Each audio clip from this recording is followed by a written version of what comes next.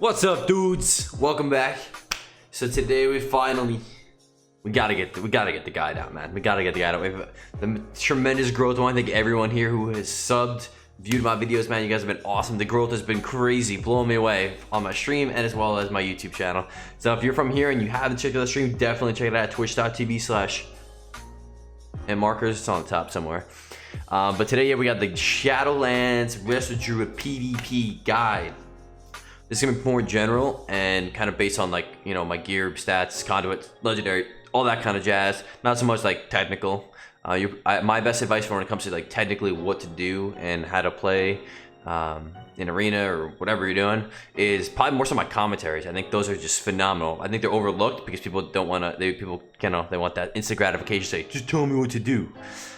I think usually the best thing you do is, that's how I learned. I learned by watching other people. I found some people to commentate what they did, and that was just how I learned, whether from a druid or not. Learning how to play, RESTO is really important. The best tip is just literally to be aware of everything. You have to just be aware of everything, and that you could learn to be aware of, you know, cooldowns, enemies, positioning, all that stuff from watching any streamer. So if you find any good streamers that are, you know, commentating well on, like, all right, yo, this guy's gonna do this guy's gonna do this. This is once you can learn how to predict, you know, gameplay, because WoW is pretty scripted, well, especially arena this patch.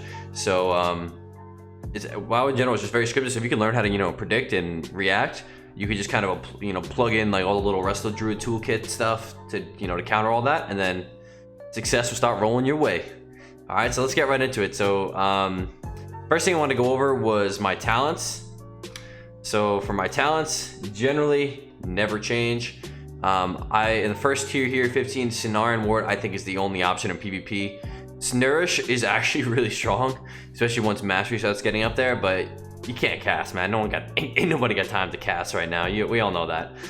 Sonarian's really good because one, it's also not purgeable, and the you know, shadow priests are really prevalent right now. Mages, resto shamans, very prevalent having purge classes out right now. So it's really good to have something that's actually not purgeable. And it actually synergizes really well with, you know, Iron Bark and Flourish, as we get to that later. Second row, as Resto Druid, man, I would never take anything aside from Wild Charge. Maybe if there's like a slim chance, maybe like, you know, you're facing rogue mages and stuff, and you feel like you're just literally just dying in the open and there's nothing you can ever do. You can probably opt to maybe try renewal out, but I would always use Wild Charge because that 15-second cooldown is just so precious. Being able to just avoid all the damage, all the CC, and it's just so versatile. When it comes to the 30 tier, my personal preference, I know I get hate all the time, but I like Feral Affinity no matter the situation. I will never touch any other one. I've dabbled with Balance Affinity for damage reasons, but it's just, you don't have the stuns and you need the movement speed. It's so overwhelmed. If you like, for me, if you play Feral Affinity for a while and you switch to something else, I feel like I'm playing in slow motion, man. I love that speed. Being able to stun, Shadow Meld stun is like, you know, think of the two sides of the coin, right? Do I press Bear Form for Fringed Regen? Or I can even just press Shadow Meld Rake and just get around a corner and top myself, you know? There's always like two sides of all the situations, but my always go-to is, it is easier to avoid damage than it is to heal it, especially when burst is as high as it is. If you can just avoid the damage and don't take it, you don't have to heal it, because it's obviously very tough to heal, as we all know. So having a little bit extra speed just to kite out, you know, get behind a pillar, one Swiftman regrowth or an NS or whatever it is, top yourself up, back in the fight, right? And those stuns are so crucial. Maim, I'm getting better at, I'm still improving on it, but I overlooked Maim so much, man. That thing it's such a short cooldown. I'm used to like Bash and kind of waiting like, you know, 45 seconds, 50 seconds to a minute, whatever. Maim's at 20-second cooldown. It's a kidney shot. And if you just got to stay on top of generating those combo points. Like if you know, if you have a pet on you, you have a Shadow Fiend on you, you have a totem, just try to always be aware of those little things to try to, you know, rack up combo points so that when you do need to push in for a maim, you have it. And it's just phenomenal for, you know, you can use it as an interrupt almost. You can use it to set up other players. Like I play with mages a lot, and giving them setups for polys, basically like a rogue. It's just very useful. And yes, that's just my go-to. I know a lot of people want to go to Guardian, and if you are brand new to Resto Druid, like you don't know how to heal at all, that would be the one time I'd probably recommend playing Guardian Infinity, just because, you know, trying to mix the hybridness of doing damage and healing and moving and doing all this other stuff is probably going to be a little bit much. So maybe just focus on Guard Infinity and then just working on, you know, raw healing. And then if you do get in trouble, all you have to worry about is spare form frenzy regen, you know? Moving on to the 35 tier. This one is dependent. I have run all three of these depending on my legendary. All right, so if I'm running the Heart of the Wild legendary, I will typically run Mighty Bash or or Mass Entanglement. The only time I'll run Mass Entanglement is with the PvP talent Deep Roots. That'll be the only time I ever run that, but usually not. So it's usually gonna be Bash, or which actually I've been trying out recently is actually not using the Heart of the Wild legendary. We'll get to legendaries in a few minutes. I was running Heart of the Wild because it's just sometimes it's a little bit overkill with the stuns. And for some reason, Bash feels terrible. The 1 second nerf feels huge. I don't know why. Because I've tested using Convoke off of a main versus off of Bash, and it's just you get an extra second out of 4. It's a 25% difference, right? Main would be 5 seconds, Bash is 4 seconds, and you get that extra 1 second of you take into consideration the global cooldown. You don't get the full Convoke off in a Bash. And it just, for some reason, Bash just feels weird.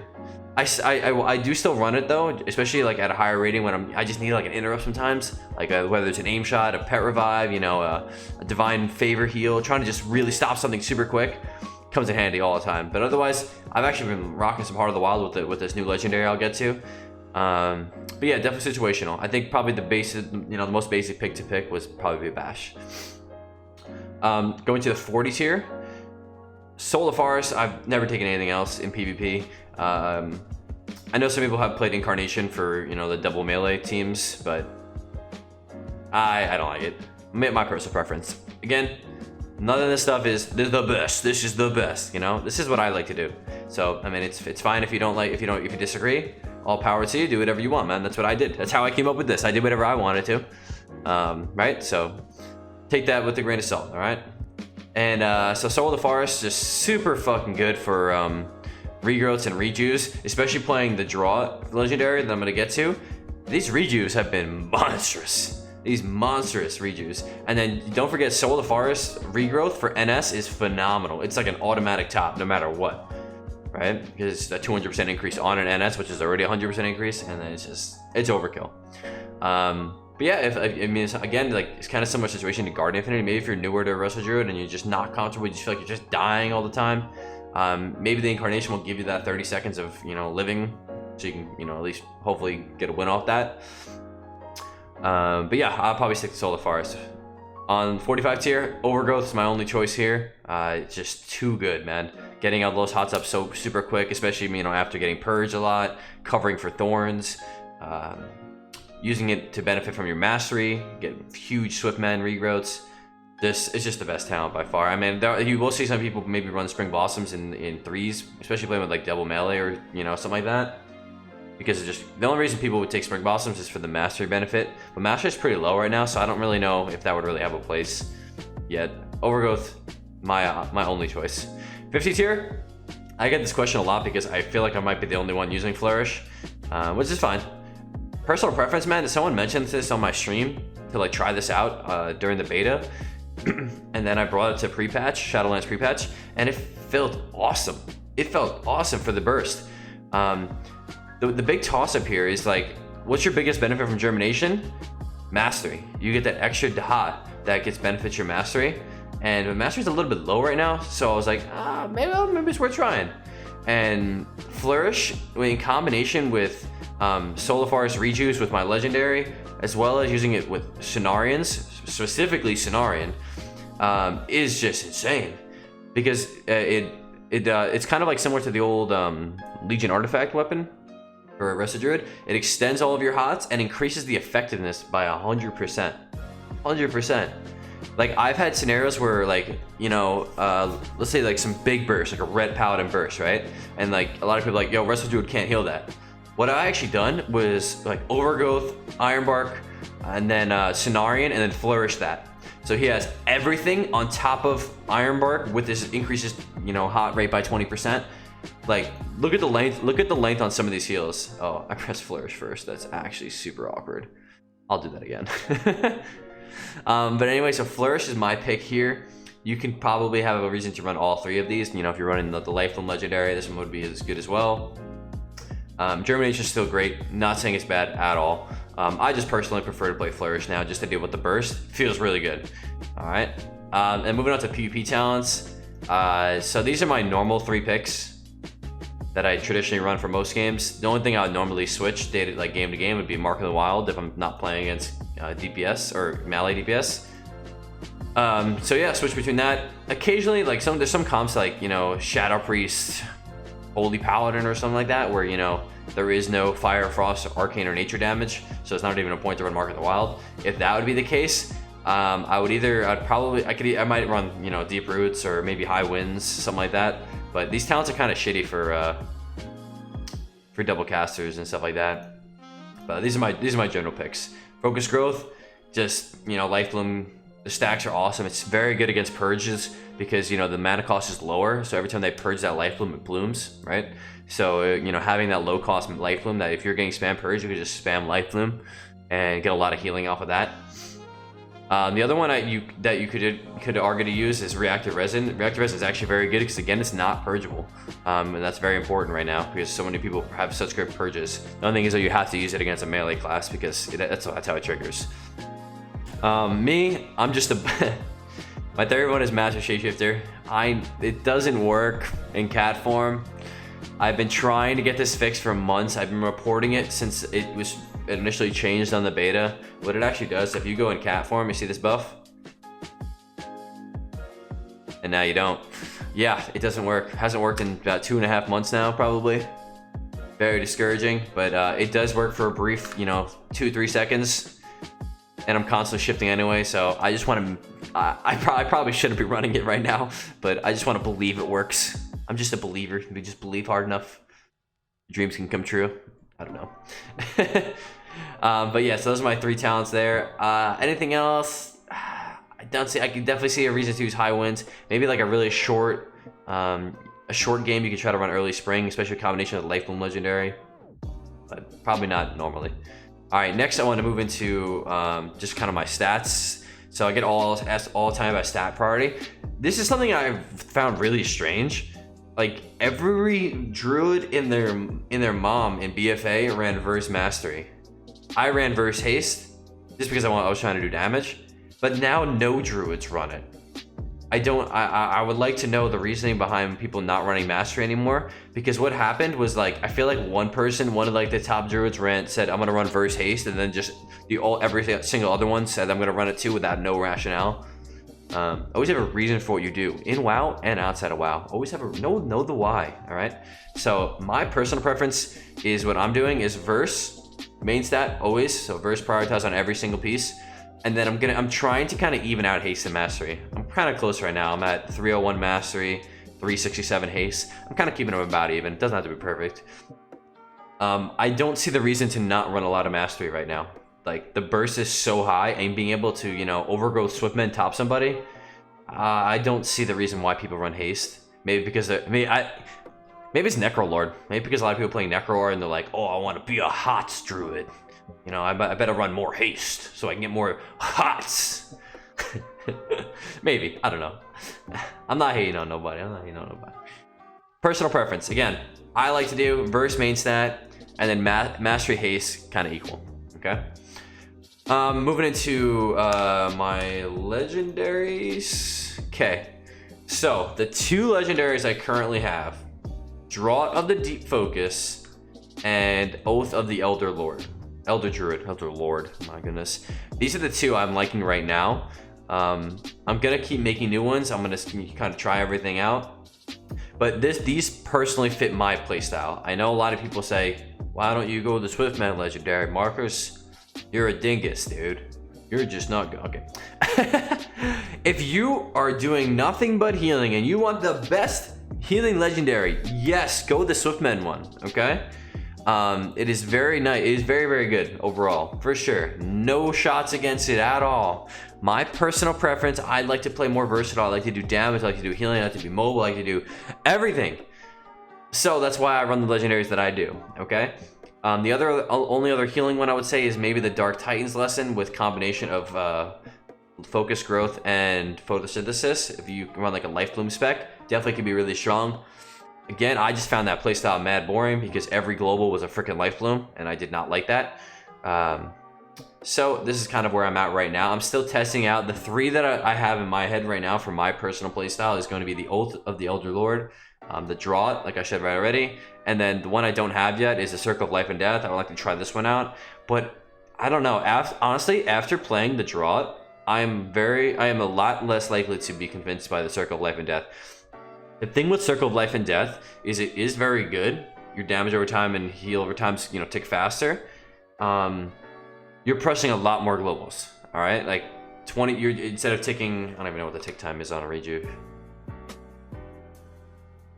Instead of 15 seconds, it's 25% quicker. Yeah. So, and then on top of that, with rakes and moonfires, I feel like I was just pressing a lot of globals all the time, and I was ooming a little bit faster. It could be good, but sometimes it might be overkill. I have to test it out more. I was trying to delay my guide until I get a hand on more of these, but it's okay for now. So just my rationale for the other ones. Oath of the Elder Druid increases your effects of your affinity as well as your current spec, okay?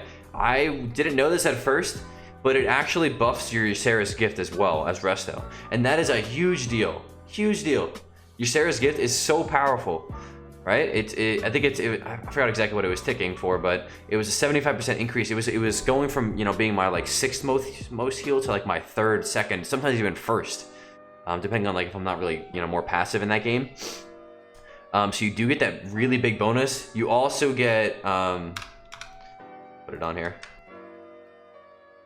You're also going to get the extra movement speed bonus from Feral Affinity. It goes from 15% to 26%. And then don't forget also you get those windows when you shift into cat form. You get that 10 seconds of Heart of the Wild. So I was combining this a lot with maybe as you see games in the past, combining that with like main Convokes. And it's just insane. It makes Convoke 30% stronger, just straight up, right? Really, really strong in that sense.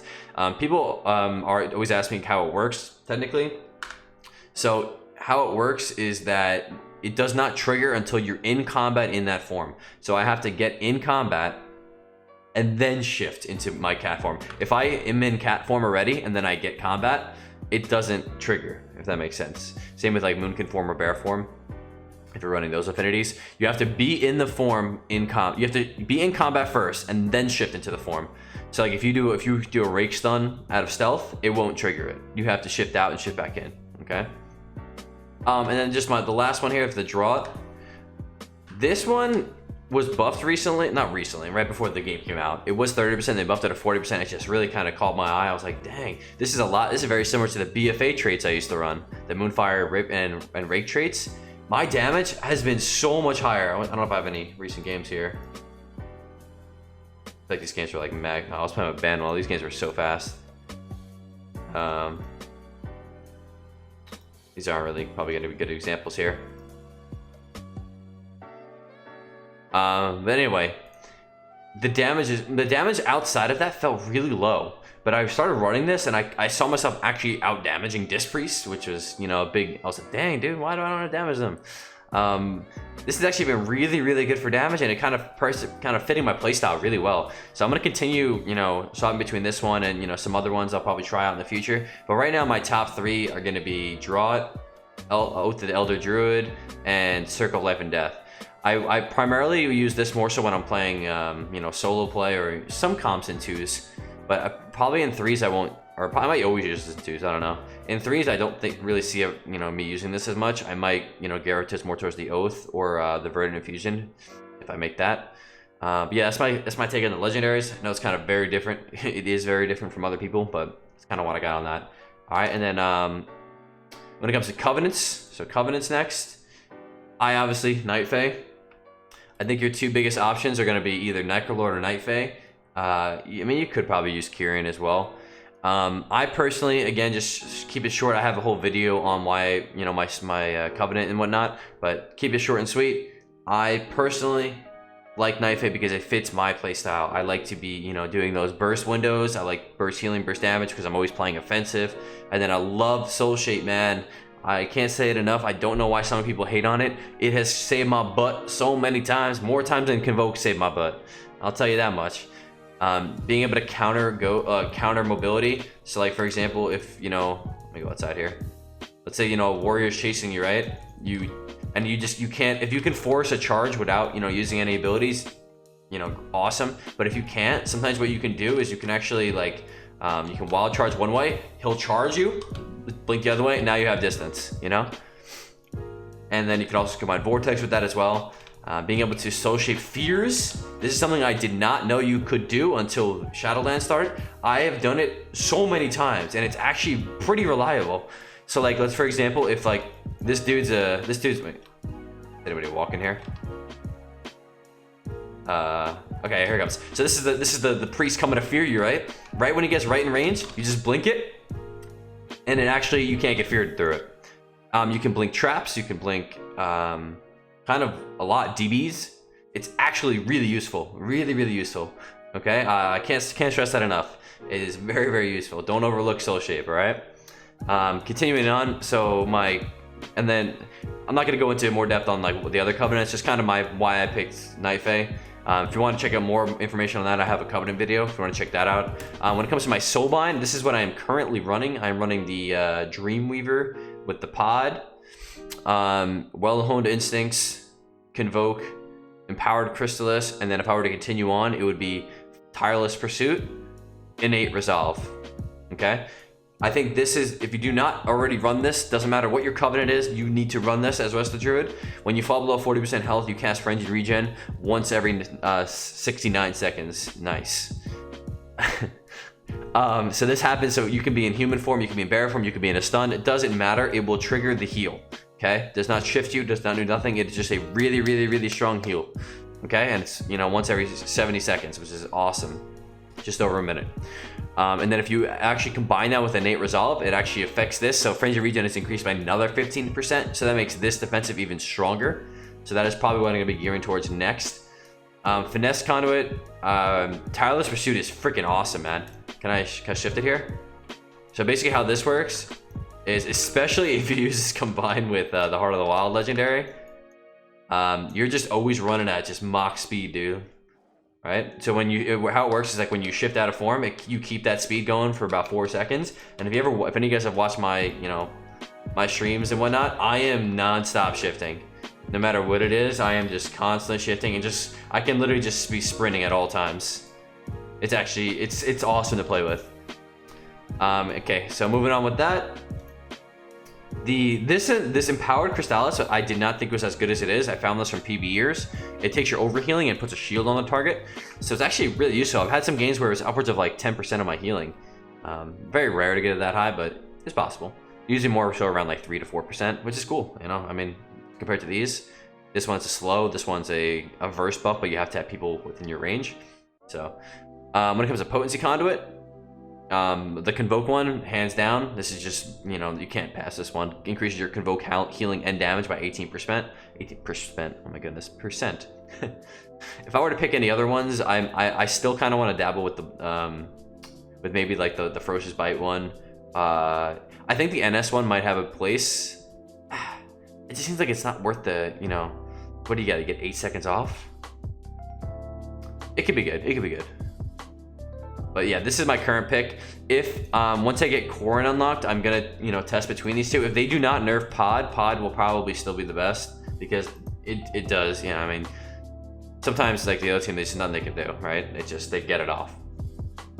All right, but Corrin is what I really wanted to go, because Wild Hunt Instincts is just perfect for me and my playstyle. Your damage to targets above 75% is increased by 10%, and then your healing below targets below 35% are increased by 10%. And during both of those periods, you get 15% movement speed. So I can do more damage, I can do more healing in those goes, because when you play offensive, you can't always keep your team topped. So it's actually really nice to have that save, especially if you NS below 35% health. Bada boom, he's good. And then keeping damage up between 75% is really awesome too, especially when, you know, I'm combining that with the drought and getting those really powerful rake stuns in the opener. Like some of those rakes, like you could do upwards of, if Master Shapeshifter actually worked correctly, some of your rake stuns, especially if you had badge up or something or Heart of the Wild, that could be upwards of 10 to 11k in one rake, which is, you know, disgusting. So we'll see. I gotta get to this. If I were to run this, my path would be Convoke Conduit here, and then Tireless Pursuit here. Probably go this way, and then I would go Well-Honed Instincts, Innate Resolve. I don't think these are as good as these defensive ones. The Frenzy Regen is just phenomenal. The Clearcast Regrowth, that is pretty good too. That's why I did try that out, but I don't know. I think just the self-healing is just kind of what you need as a druid right now, just to not die. But okay, so those are my picks, my conduits, my soul binds. That's everything actually. Yeah, my legendaries, my whatnot, my stats. If there's anything I missed, please let me know in the comments or anything else you want to know. And yeah, that's it. I hope you guys enjoyed the video. Make sure you subscribe, like, hit the notification bell if you enjoy that. And make sure you check out my stream as well at twitch.tv/mmarkers. And I hope you guys have a wonderful, fantastic rest of your day. Peace.